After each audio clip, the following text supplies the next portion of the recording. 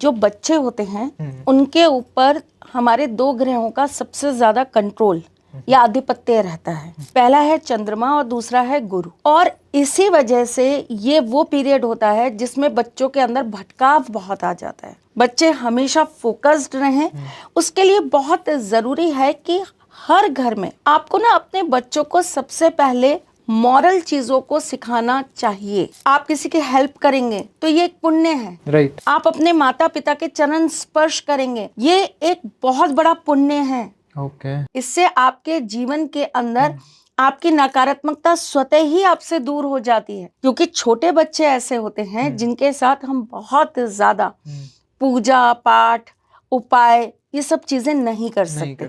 उनके अंदर अपनी स्वतः ही बहुत सारी एनर्जियां होती हैं। उन एनर्जियों को सिर्फ बैलेंस करना है हमें, उनसे छेड़खानी नहीं करनी है कि अब जाइए इनके काल सर्प की पूजा करा लीजिए। मैं तो 18 साल से पहले बच्चों की कुंडलियां देखना बिल्कुल पसंद नहीं करती। अच्छा। अनटिल एंड अनलेस कुछ बहुत वर्स्ट केस ना हो। लेकिन आप अगर बच्चों को अच्छे संस्कार देते हैं, बृहस्पति अपने आप अच्छा हो गया क्योंकि संस्कार अच्छे हो गए। ओके। बच्चों को आप अपनी चीजों को सही तरीके से रखना सिखाते हैं। ये नहीं कि आप घर के अंदर घुसे, एक चप्पल आपने इधर पटक दी, एक चप्पल आपने इधर पटक दी, बिस्तर पे बैग पड़ा है, किताबें आपकी फैली हुई हैं। जितना ज्यादा बच्चे चीजों को फैलाकर रखेंगे उतना ज्यादा उनके जीवन के अंदर सब चीजें फैलती जाएंगी। मतलब हर जगह ध्यान भटकावा रहेगा, फोकस नहीं कर पाएंगे, और जब तक फोकस नहीं होगा चंद्रमा खराब होगा। जब बच्चे 8 या 9 साल की उम्र से बढ़ रहे होते हैं और लगभग 17 साल की उम्र तक, ऐसी अवस्था में बच्चों को कभी भी नंगे पैर बाथरूम में नहीं जाना चाहिए। राहु खराब होता है। रात को जागरण करना इस अवस्था में उनके केतु को एक्टिव कर देगा। और बहुत कम लोग ये चीज जानते हैं, केतु सहज बिगड़ते नहीं हैं, लेकिन अगर आपके केतु बिगड़ गए तो आप कुछ मर्जी करते रहिए, आपकी कुंडली में कोई ग्रह काम नहीं कर पाएगा। फिर वो इतने ज्यादा पावरफुल होते हैं। और ये सिर्फ रात को लेट जगने से ओह माय गॉड। ऐसे बच्चों का कॉन्फिडेंस लेवल बहुत अच्छा करने के लिए ना उन्हें हमेशा जमीन पे बैठकर भोजन करना चाहिए। इसके साथ साथ बहुत सारे ऐसे बच्चे हैं जो पढ़ के कुछ जाते हैं और एग्जाम में कुछ और आ जाता है। कहीं ना कहीं किस्मत का ही खेल है। आज आपने और आपके बगल वाले ने कुछ पढ़ा, उसने जो पढ़ा वो आ गया, उसके मार्क्स अच्छे आ गए, आपने जो पढ़ा नहीं आया। किस्मत का खेल कितना है और उसको कैसे अपने फेवर में एक स्टूडेंट, एक बच्चा ला सकता है 10th 12th के मार्क्स अच्छे लाने के लिए अलॉन्ग विद पढ़ाई। इसके लिए थोड़ा माँ बाप को मदद करनी पड़ेगी और उनको कुछ रेमेडीज करनी पड़ेंगी। जैसे कि रविवार के दिन आप थोड़ा सा घी गर्म करिए और 2 बादाम जलाकर आप उस घी में डाल दीजिए और उसका तेल आप अपने बच्चे के सिर में अच्छे से मालिश करिए और बच्चे को चाहे 5 मिनट ही सही लेकिन धूप में बैठा दीजिए। और ये सुबह सुबह की होनी चाहिए। बहुत अच्छा होगा अगर ये सुबह सुबह हो तो। पर संडे का दिन है, बच्चे थोड़ा सा लेट उठते हैं तो बिफोर 12 करिए। तो कहीं ना कहीं जहां हमने बात करी बच्चों की कि बच्चों की किस्मत इस तरीके से पलटेगी, बट कहीं ना कहीं बहुत सारे टीचर्स ऐसे हैं जो किसी ना किसी बच्चे को अननेसेसरी बहुत ज्यादा या तो परेशान करते हैं, ज्यादा ही पनिशमेंट देते हैं। जैसे कहीं ना कहीं मेरे साथ भी, अगर मैं इसका एक पर्सनल एग्जाम्पल दूं, कुछ 1-2 टीचर्स थे, अगर वो टॉपर लड़की है, उसने होमवर्क नहीं किया तो भी वो चल जाएगा, लेकिन मैं होमवर्क करके लेके गया, बाई चांस कोई एक भी गलती होगी, उसके अंदर इतना ज्यादा पनिशमेंट दे देंगे तो कहीं ना कहीं एक बच्चे को तोड़ देते हैं। तो कैसे एक बॉन्ड, एक गुरु शिष्य का बॉन्ड या अपने दोस्तों के साथ जो एक बॉन्ड बनता है जिससे कि आपको एक बहुत सबकॉन्शियस कॉन्फिडेंस मिलता है अच्छा परफॉर्म करने के लिए, उसके लिए क्या किया जाए? एक तो ना इस चीज के लिए गुरु अच्छा होना बहुत जरूरी है और गुरु के अंदर सबसे पहले चयन इस चीज का होना चाहिए कि जो होशियार है वो तो कर ही लेगा। एकलव्य तो बिना किसी चीज के भी सीख गए थे। उन्होंने तो सिर्फ दूर से देख देख कर भी अर्जुन से अच्छे बाण चलाना सीख लिया था।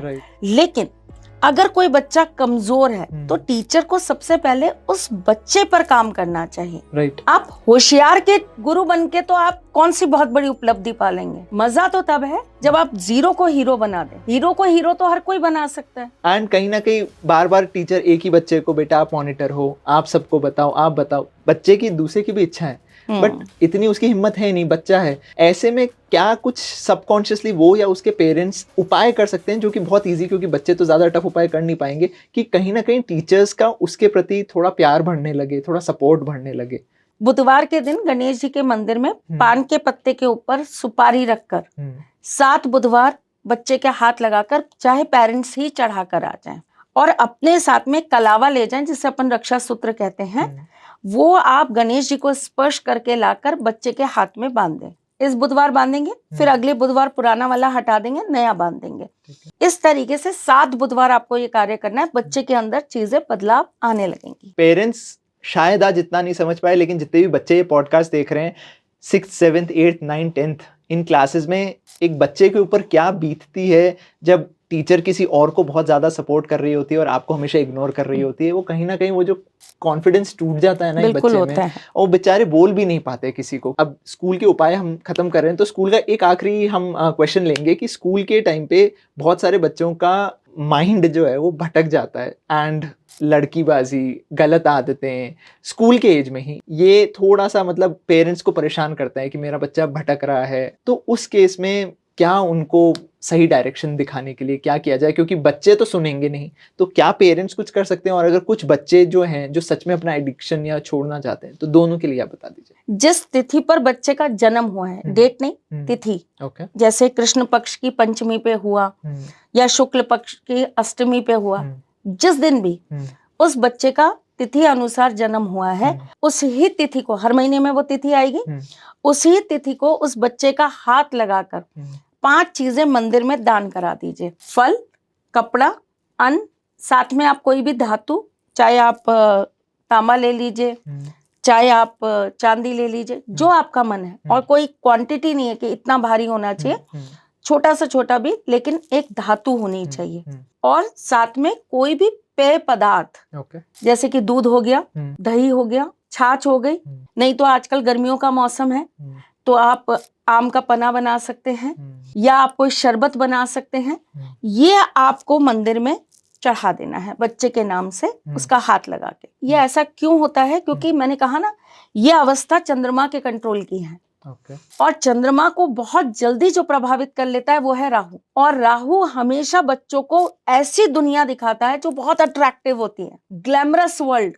मेरी भी गर्लफ्रेंड होगी तो सब मेरी बहुत प्रशंसा करेंगे, सिगरेट पीऊंगा तो मैं कूल टैशन लगूंगा, टैशन मार सकूंगा, कूल लगूंगा। तो ये सारी चीजें जो है ना, ये राहु के कंट्रोल में है। जैसे कि मैंने आजकल बहुत सारे बच्चों को देखा है, वो चरण स्पर्श कैसे करते हैं। हाँ, बस हो गया चरण स्पर्श, घुटना स्पर्श होता है, घुटना स्पर्श, चरण नहीं, घुटना स्पर्श होता है। जबकि बच्चों को हमेशा पूरा झुक के दोनों हाथों से दोनों चरणों को छू के बड़ों का आशीर्वाद लेना चाहिए। यही सही तरीका है जिससे उनको आशीर्वाद प्राप्त होता है। ये तो